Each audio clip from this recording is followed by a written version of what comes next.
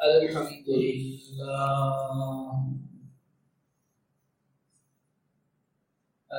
لله نحمده ونستعينه ونستغفره ونؤمن به ونتوكل عليه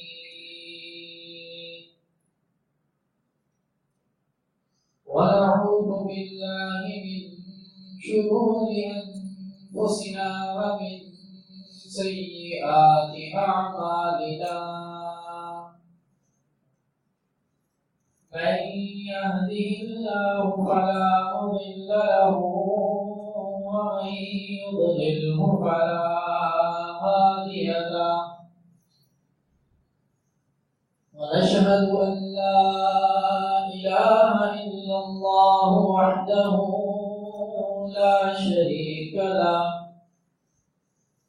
ونشهد أن سيدنا وسندنا ومولانا محمدا عبده ورسوله صلى الله تبارك وتعالى عليه وعلى آله وأصحابه وبارك وسلم تسليما كثيرا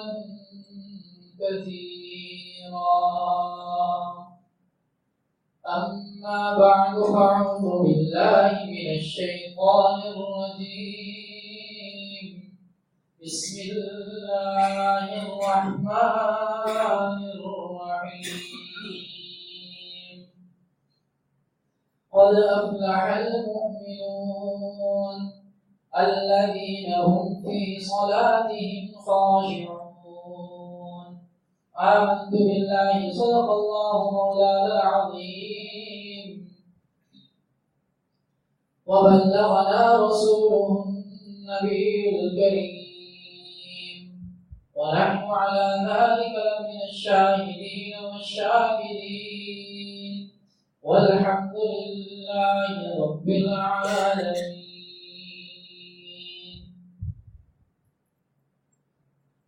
تمام تعریفیں رب کائنات کے لیے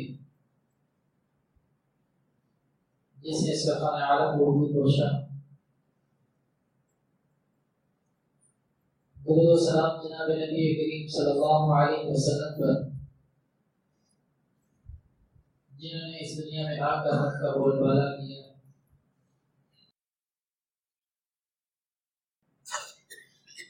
سامعین محترم،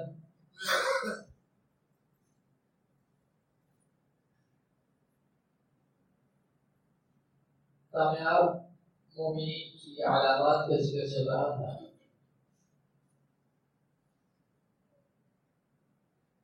کہ کامیاب مومن کون ہے؟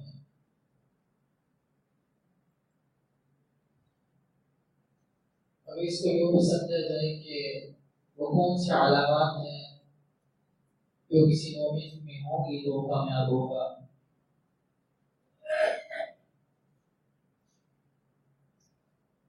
یہ بھی کہا جا سکتا ہے کہ کامیابی کے لیے ہمیں ان علامات کو اپنی زندگی کے اندر لانے کی ضرورت ہے. اس میں پہلی بات نماز کی ہے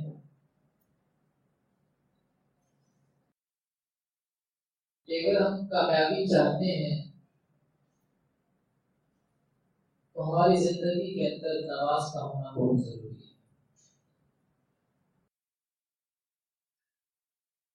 نماز کی اہمیت کے حوالے سے گفتگو ہو چکی کہ قرآن کے اندر اللہ رب العزت کسی حکم کا ایک دفعہ بھی اعلان کر دیں تو وہ ضروری ہو جاتا ہے، اور اگر اس کو پورا نہ کیا جائے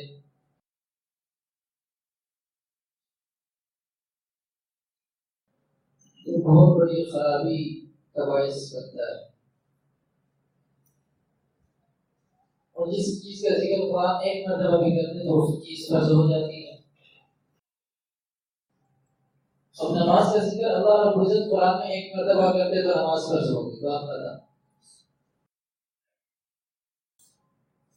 لیکن 69 مرتبہ اللہ نے قرآن کے اندر نماز کا ذکر کر کے اس کی فرضیت، اس کی اہمیت کو بیان کیا.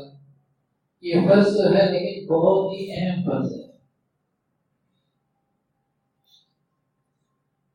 پھر نماز کے اندر خشوع و خضوع کا ہونا، خشوع کیا ہے اس کا بھی ذکر ہوا، خضوع کیا ہے اس کا بھی ذکر ہوا، کہ اپنے باطن کو بھی اللہ کے آگے جھکا دینا اور اپنے ظاہر کو بھی اللہ کے آگے جھکا دینا، یہ خشوع و خضوع ہے. اور نماز سے مقصود بھی یہی ہے.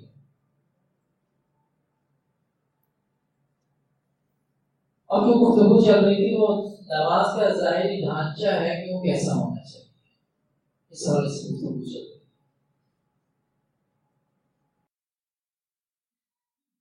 کہ نماز کا کم از کم جو ظاہری ڈھانچہ ہے وہ ٹھیک ہونا اور درست ہونا چاہیے، اور اس کا سنت کے مطابق ہونا بہت ضروری ہے.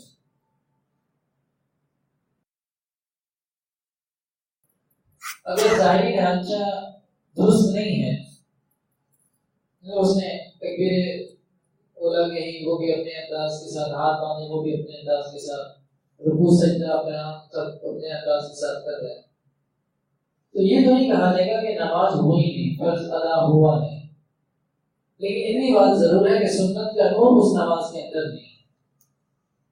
سنت کی جو اپنی طاقت ہے وہ نماز سے حاصل نہیں، وہ نماز کے اندر نہیں پیدا ہوئی. تکبیر تحریمہ کیسے کرنی ہے، قیام کیسے کرنا ہے، اس بات پہ بھی تفصیلی گفتگو اس حوالے سے. اب اگلا مرحلہ رکوع کا ہے. قیام کے بعد رکوع میں جانا ہوتا ہے. رکوع میں جانے کے لیے جو کیفیت بنانی ہے وہ ضروری ہے کہ ہمارے ہاتھ جو ہیں وہ گھٹنوں کے اوپر ہوں، ہاتھوں کی انگلیاں ساری کھلی ہونی چاہیے، جیسے ہاتھ کی ساری انگلیاں کھلی ہوں، اور ان کھلی انگلیوں سے گھٹنوں کو پکڑنا ہے، اور گھٹنوں کو پکڑ کے بازوں کے اندر بھی خم نہ ہو، یہ بھی سیدھے ہوں، اور اسی طریقے سے ٹانگ میں بھی خم نہ ہو، یہ بھی بالکل سیدھی. جب یہ دونوں کیفیت بن جائے گی تو کمر خود بخود سیدھی ہو جائے گی. اس کی ذہنی کیفیت انگلیاں کھلی کر کے گھٹنوں کے اوپر رکھنی ہے، اور گھٹنے بالکل ایسے رکھنی ہے کہ پیچھے کی طرف یوں ایسے خم نہیں ہونا چاہیے، ایسے پیچھے بازو میں بھی خم نہ ہو، گھٹنے میں دونوں کے اندر خم نہیں ہوگا. ٹانگ بھی سیدھی ہوگی، کونی بھی سیدھی ہوگی، اس میں خم نہیں ہوگا تو کمر خود بخود سیدھی ہو جائے گی. کمر کا سیدھا ہونا رکوع کی کیفیت کے اندر یہ بھی ضروری ہے. یہاں تک کہ علماء نے لکھا ہے، بعض فقہاء نے اس بات کو لکھا ہے کہ اگر کمر سیدھی نہیں ہوتی رکوع کے اندر تو نماز اس سے فاسد بھی ہو جاتی ہے. بعض فقہاء کے نزدیک یہ بات ہے کہ نماز فاسد ہو جائے گی اگر کمر سیدھی نہیں ہوگی. تو رکوع کی ظاہری کیفیت گھٹنے کا بالکل پیچھے کر کے ہاتھوں کو سیدھا رکھنا ہے، گھٹنوں کو پکڑنا ہے اور کمر سیدھی رکھنی ہے. اگر اس کیفیت کے اندر رکوع نہیں ہوتا تو یہ رکوع درست نہیں ہے، نماز فاسد ہونے کا خطرہ ہے. اور رکوع کے اندر کم از کم اتنی دیر رکنا ہے کہ 3 دفعہ سبحان ربی العظیم اللہ پڑھ سکے تسلی کے ساتھ. اب اس کے بعد اگلا مرحلہ قومیں کا آتا ہے کہ انسان جب رکوع کے بعد سیدھا کھڑا ہوتا ہے، یہ مرحلہ آ جاتا ہے. اب یوں سمجھیے کہ یہ جو قومے کی صحیح حالت ہے، سنت قومے کا طریقہ ہے، یہ تقریباً ختم ہوتا جا رہا ہے. یہ میں عوام کی بات نہیں کر رہا، ائمہ مساجد کی بھی بات کر رہا ہوں. ان کی زندگیوں سے بھی بعض جگہوں پہ دیکھا گیا ہے یہ طریقہ ختم ہو گیا. صحیح طریقے اس لیے کہ انسان کو سیدھا کھڑا ہو جائے، تسلی کے ساتھ کھڑا ہو، کمر سیدھی ہو جائے، کمر کے اندر خم باقی نہ رہے. اور ایک صحابی تو فرماتے ہیں کہ آپ علیہ السلام کا یہ معمول تھا کہ آپ جتنی دیر رکوع میں لگاتے 3 مرتبہ پڑھنی ہے تسبیح، 5 مرتبہ، 7 11 جتنی مرتبہ پڑھنی ہے، جتنی دیر آپ رکوع میں لگاتے اتنی ہی دیر آپ رکوع سے کھڑے ہو کر لگاتے۔ اب آپ اندازہ لگائیں رکوع کے اندر کتنی دیر لگتی ہے، سبحان ربی العظیم، سبحان ربی العظیم، سبحان ربی العظیم، اتنی دیر تو کم از کم لگانی ہے جتنی پر 3 مرتبہ تسبیح پڑھنی ہے۔ اور بعض حدیث کے اندر واضح جب آپ علیہ السلام رکوع سے کھڑے ہوتے سیدھے تو سمی اللہ لمن حمدہ ربنا لک الحمد حمدا کثیرا طیبا مبارکا فی، پوری دعا پڑھتے۔ اب اندازہ کہ یہ پوری دعا پڑھنے میں کتنا وقت لگتا ہے، اور ہمارا معمول ہوتا ہے بس سیدھے ہوئے نہیں کہ سجدے کے اندر چلے۔ اگر کوئی انسان یہ حرکت کرتا ہے تو فقہاء نے لکھا ہے کہ اس کی نماز واجب الاعادہ ہے کہ دوبارہ سے پڑھے گا۔ اگر اس کی کمر میں خم باقی رہ گیا، سیدھا کھڑا نہ ہوا، تو اس کی نماز واجب الاعادہ ہے، اس کو دوبارہ نماز پڑھنی پڑے گی۔ اور ایک صحابی فرماتے ہیں آپ نے السلام بعض اوقات نماز پڑھاتے ہیں تو رکوع لمبا کرتے ہیں، اور رکوع سے جب کھڑے ہوتے ہیں تو اتنی دیر کھڑے ہوتے ہیں کہ ہمیں خوف ہونے لگتا اور یہ خیال آنے لگتا کہ شاید کہ آپ سجدے میں جانا بھول ہی گئے، اتنی دیر کھڑے ہوتے کہ آپ سجدے میں جانا بھول گئے، کیونکہ جتنا لمبا رکوع ہوتا اتنا ہی ٹائم لگتا رکوع سے کھڑے ہونے میں، سجدے کے اندر جانے تک۔ ہمارا معمول یہ ہوتا ہے کہ سیدھے ہوئے نہیں، کمر کے اندر خم بھی باقی ہے، سیدھے بھی نہیں کھڑے ہوتے، تسلی کے ساتھ سیدھے سجدے کے اندر، نماز واجب الادا ہوگی، نماز درست نہیں۔ تو نماز کو سیکھنا یہ بہت ضروری ہے کہ نماز پڑھنی کیسے ہے۔ جن علماء کے ساتھ ہمارا تعلق ہو، گپ شپ ہو جن کے ساتھ، ان کو نماز دکھائی جائے، میں 2 رکعت نماز پڑھنے لگا، نفل پڑھ رہا ہوں، آپ دیکھیں میری نماز کے اندر کہاں خرابی ہے، آپ مجھے بتائیں کہ میں کہاں پہ جلدی کر رہا ہوں، یا کہاں پہ میں ٹھیک ہاتھ نہیں باندھ رہا، رکوع صحیح نہیں کر رہا۔ ساری نماز میں دیکھیں 2 رکعتیں میں پوری پڑھوں گا، مجھے دیکھیں میں ٹھیک پڑھتا ہوں یا نہیں پڑھتا۔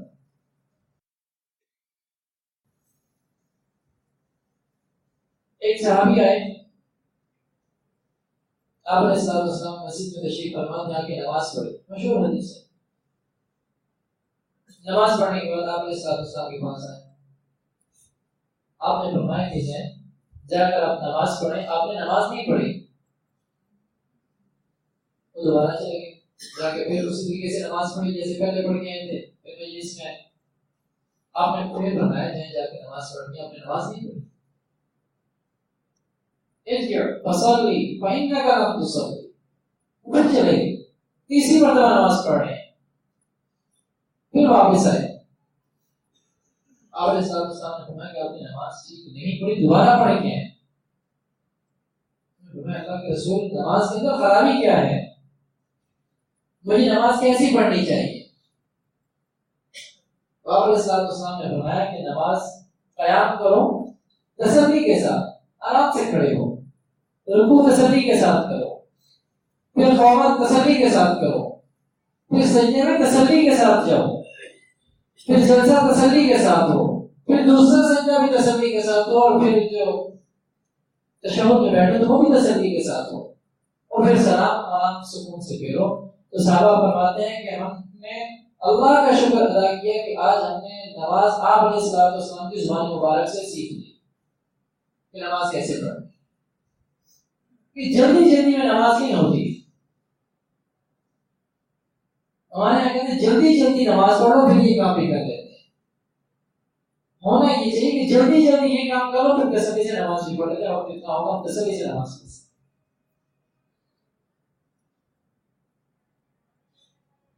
تو اس لیے نماز پڑھ کے دکھائیے کہ ہم نماز ایسے پڑھتے ہیں، ہمیں بتائیں نماز ایسی ہے کہ نہیں۔ اب بات یہ ہے کہ آپ علیہ السلام نے بار بار واپس بھیجا، 3 مرتبہ واپس بھیجا، یہ بات ذہن میں آ سکتی کہ آپ علیہ السلام نے پہلی مرتبہ میں بتایا کیوں نہیں؟ صحابی کو نماز پڑھتے دیکھا، پہلی مرتبہ بتا دیتے کہ آپ نے نماز سیکھنی پڑی، اس طریقے سے تسلی سے نماز پڑھیں، نماز پڑھنے کا یہ طریقہ ہے۔ بلکہ واپس بھیجا پھر جائیں، پھر واپس آئے، پھر بھیجا پھر جائیں، اور پھر بھیجا کہ پھر جب نماز ٹھیک نہیں ہے آپ کی. یہاں تک کہ صحابی کو خود پوچھنا پڑا بتائیں نماز میں خرابی کیا ہے، کیوں مجھے بار بار بھیج رہے ہیں. اس سے مقصد یہ تھا، محدثین نے لکھا ہے کہ اصل مقصد اس کے اندر یہ تھا کہ صحابی کے دل کے اندر وہ خود جذبہ پیدا ہو کہ مجھے پتہ چلے کہ اندر خرابی کیا ہے نماز کے اندر. کوئی طلب پیدا ہو کہ ہاں مجھے پتہ چلے خرابی کیا ہے. جب تک طلب پیدا نہیں ہوگی تب تک جو چیز ملے گی اس کی قدر نہیں ہوگی. اور جب طلب پیدا ہو جائے گی دل کے اندر کہ ہاں مجھے پتہ چلنا چاہیے میری نماز کے اندر خرابی کیا ہے، پھر جب چیز حاصل ہوگی پھر اس کی قدر بھی ہوگی، اس کی حفاظت بھی ہوگی. تو آپ علیہ السلام نے ساتھ ساتھ یہ بات بھی بتا دی کہ بعض اوقات ایسا بھی ہوتا ہے کہ بے طلبوں کو کوئی چیز دے دو تو اس کی قدر نہیں کرتے. اور بعض جگہ پہ تو یہاں تک لکھا گیا ہے کہ اگر بے طلبوں کو دین سکھایا جائے، دنیا تو بے طلبوں کو بھی مل جاتی ہے، دین بے طلبوں کو نہیں ملتا. یہ بات یاد رکھیے گا، دین اور دنیا کا یہ فرق ضرور ہے کہ دین صرف اسے ملے گا جس کو طلب ہوگی، اور دنیا اللہ بے طلبوں کو بھی دے دیتا ہے. دنیا کی طلب نہیں ہے، حاجت نہیں ہے، اللہ دے. لیکن دین کا معاملہ یہ ہے کہ صرف اسے ملے گا جس کو طلب ہوگی. تو بس علماء نے یہاں تک لکھا کہ اگر بے طلبوں کو دین سکھایا جائے تو ایسا ہے کہ جیسا کھانا کسی جانور کے آگے ڈالا جائے. یہ دین کی ناقدری ہے، دین کی توہین ہے کہ بے طلبوں کو سکھایا جا رہا ہے. تو آپ نے اسلام نے صحابی کے دل کے اندر پہلے طلب پیدا کی کہ جب اس کے دل کے اندر طلب پیدا ہو جائے گی یہ خود پوچھے گا بتاؤ میری نماز کے اندر غلطی کیا ہے، پھر میں بتاؤں گا کہ کیا غلطی. تو جب طلب پیدا ہوگی پھر وہ پوچھا ہاں حضرت بتائیں نماز کے اندر غلطی کیا، میں کہاں غلطی کر رہا ہوں، مجھے کیسے نماز پڑھنی ہے، مجھے بتائیں گے. تو آپ اسلام نے بتایا کہ نماز پڑھنے کا یہ طریقہ ہے. اب اگلا جب قوما بھی ہو گیا تسلی سے کھڑے ہو گئے، اور کم از کم اتنی دیر کھڑے ہونا ہے کہ جتنی دیر رکوع میں لگ رہی ہے اتنی دیر کھڑا ہونا سنت ہے، کم از کم اتنی دیر. اور اگر کسی کو موقع ملے تو قومے کی دعائیں ہیں وہ یاد کر لیں، کھڑے ہو گئے جب موقع ملے تو اس دعا کو پڑھیں، لازمی طور پہ دعا پڑھیں. اب پھر سجدے کا معاملہ، سجدے میں جانے کا طریقہ کار کیا ہے. سجدہ ایک تو بہت بڑی عبادت ہے، یوں سمجھے نماز کے اندر کا مغز ہے سجدہ. دیکھو جناب نبی کریم صلی اللہ علیہ وسلم جب معراج پر تشریف لے گئے تو خود تو بہت بڑا مقام ملا آپ علیہ السلام کو. معراج کا بہت بڑا مقام ہے آپ علیہ السلام کا.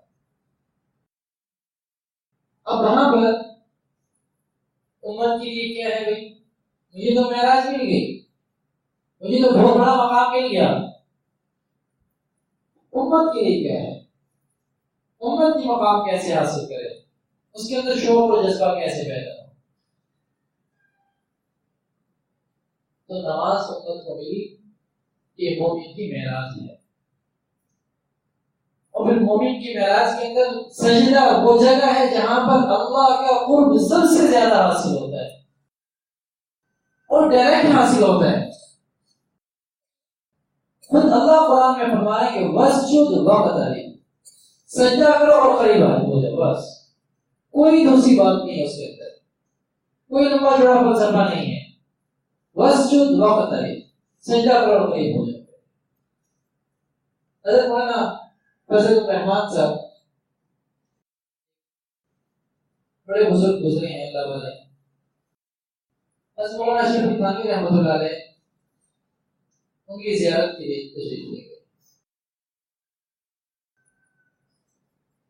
اور جب ان کی زیارت کی آنے لگی تو انہوں نے کہا اشرف علی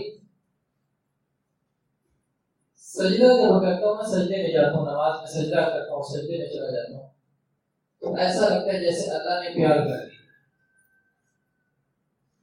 کیوں کیفیت جب کوئی جس سے انسان بہت زیادہ پیار کرتا ہو، بہت زیادہ محبت کرتا ہو، اور وہ پیار کرتے وہ سکون اور اطمینان جو اس وقت حاصل ہوتا ہے سجدے کے اندر ایسا سکون اور اطمینان حاصل ہوتا ہے، اور یہ تب حاصل ہوگا جب سجدہ بھی سنت کے مطابق ہو. اگر سجدہ سنت کے مطابق نہیں ہے تو کوئی کیفیت نہیں بنتی انسان. اس کا طریقہ یہ ہے کہ سب سے پہلے گھٹنے زمین کے اوپر رکھے جائیں اور جسم کا اوپر کا حصہ بالکل سیدھا رہے گا، جھکنا نہیں آگے کی طرف. اوپر کا جو حصہ ہے وہ سیدھا ہی رہے گا، سیدھا رکھ کے گھٹنے زمین کے اوپر رکھنے ہیں. گھٹنے رکھنے کے بعد پھر ہاتھ زمین کے اوپر رکھنے ہیں، پھر اس کے بعد ناک اور پھر ماتھا ٹیکنا ہے زمین پہ. اور دونوں پاؤں کی جو انگلیاں ہیں ان کو بھی زمین کے اوپر ہی رکھنا ہے، اور ممکن ہو تو انگلیوں کا رخ بھی قبلے کی طرف رکھنا ہے. اب جو سجدے میں جانے کی کیفیت ہے اس کو دیکھیں کہ ایسے کھڑے ہو کے جھک کے نہیں جانا. ایسے عموماً ساتھی میں جھک کے جانے کا سامنے کا حصہ سیدھا ہی رکھنا ہے، اوپر کا حصہ ایسے یہ یہاں رکھے. جب گھٹنے رکھے تو اب حصہ اگلا حصہ پھر جھکا دینا ہے. سجدے میں جانے کے بالکل سیدھا ہی جانا. آسان طریقہ یہ سمجھنے کہ جو چیز زمین کے جتنے قریب ہے وہ پہلے زمین پہ لگے گی. جو چیز زمین کے جتنے قریب ہے وہ پہلے زمین پہ لگے گی. سب سے پہلے گھٹنے آ جاتے ہیں، زمین کے سب سے قریب گھٹنے ہیں، گھٹنے لگیں گے. پھر ہاتھ زمین کے سب سے قریب ہے، پھر ہاتھ لگیں گے. پھر ناک سب سے قریب ہے، پھر ناک لگے گا، اور اس کے بعد پھر ماتھا آتا ہے، پھر ماتھا لگے گا. تو یہ سجدے میں جانے کا طریقہ ہے. اب سجدے میں جا کر کونیاں پہلوؤں کے ساتھ ملی بھی نہیں ہوں گی. پہلوؤں سے کونیوں کو کھلا رکھنا ہے، کونیاں الگ ہوں گی پہلوؤں سے. لیکن جب جماعت کی نماز ہوتی ہے اس میں اس بات کا لازمی طور پر خیال رکھنا ہے کہ جو ساتھ نمازی کھڑا ہوا وہ پریشان نہ ہو. پہلوؤں سے تو جدا ہوں گی، لیکن اس بات کا خیال رکھنے کے ساتھ ہماری کونیاں کھلی رہنے کی وجہ سے پریشان نہ ہو. تو اتنی کھلی رکھنی ہے جتنی میں دوسرا بندہ پریشان نہیں ہوا. اور اگر اکیلے میں نماز پڑھ رہے ہیں اور دائیں بائیں سے کہتا ہوں کھولی رکھ سکتے ہیں، جتنی بھی کھول سکتے کوئی حرج کی بات نہیں. اور دوسری چیز اس کا خیال رکھیں کہ جو پاؤں ہیں وہ زمین پر ہی ٹکے رہیں، پاؤں کے ہونے زمین پر ہی ٹکے رہیں. اگر ایک لمحے کے لیے بھی سجدے میں انگلیاں نہیں ٹکی رہی زمین کے اوپر تو سجدہ نہیں ہوا. کم از کم اتنی دیر کے لیے زمین کے اوپر رہیں کہ جتنی دیر میں سبحان ربی الاعلیٰ پڑھا جاتا ہے. اگر اتنی دیر کے لیے بھی پاؤں زمین سے کے ساتھ نہیں لگے اور سجدے میں انسان کیا پاؤں اٹھے ہوئے جو اسی کا پھر دوبارہ بیٹھ گیا، اس کا مطلب یہ ہوا کہ اس کی نماز نہیں، سجدہ بھی نہیں اور نماز نہیں، دونوں چیزیں. تو پاؤں کا زمین کے اوپر رکھنا یہ بہت ضروری ہے. کم از کم اتنی دیر جتنی دیر میں تصویر ایک مرتبہ پڑھی جا سکتی ہے. اس کے بعد دوبارہ انسان بیٹھ جائے. اب یہ اس سے آگے کی نماز میں انشاءاللہ میں اس کا ذکر ہوگا. اللہ رب العزت سبحانہ اللہ رب العزت سمجھ سے کرنا.